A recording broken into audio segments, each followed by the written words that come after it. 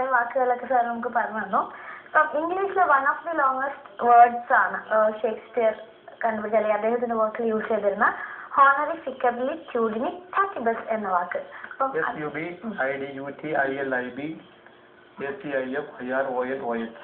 Very good. ഞാൻ കുറച്ച് long വാക്കുകളൊക്കെ കൊണ്ട് ബ്ലോക്ക് ചെയ്യാന്ന് വിചാരിച്ചതായിരുന്നു. ഇല്ല. Okay, thank you so much sir ഇങ്ങനെ ഒരു ഇൻഫർമേഷൻ തന്നതിന്.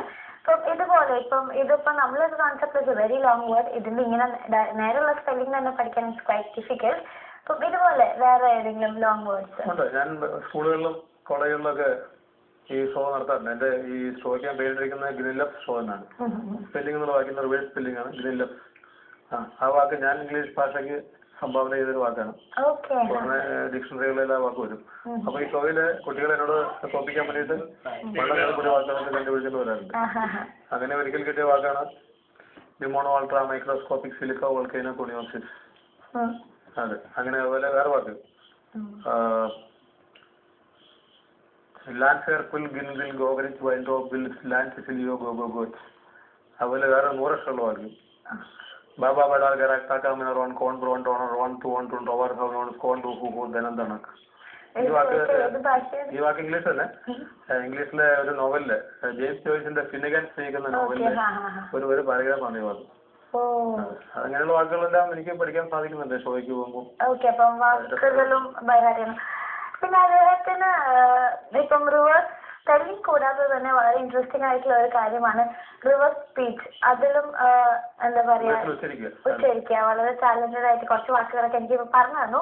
അപ്പം ഞങ്ങളിപ്പോൾ ചെയ്യുന്നത് ആദ്യം എന്റെ പേര്, അങ്ങനെ ഞങ്ങൾ കുറച്ച് പേരുകളൊക്കെ പറയും, അതിന്റെയൊക്കെ റിവേഴ്സ് പ്രൊനൗൺസിയേഷൻ ഉച്ചാരണം അദ്ദേഹം പറയും. അപ്പൊ ഫസ്റ്റ് എന്റെ പേര് വെച്ചെന്ന് തുടങ്ങാം അല്ലെ? ഫെറിൻഗെൻ, സുമിത്, സൂരജ് റോഷൻ, നിഖിൽ പ്രേംരാജ്, സാജൻ, അരുൺ വെളിക്കോട്ട്,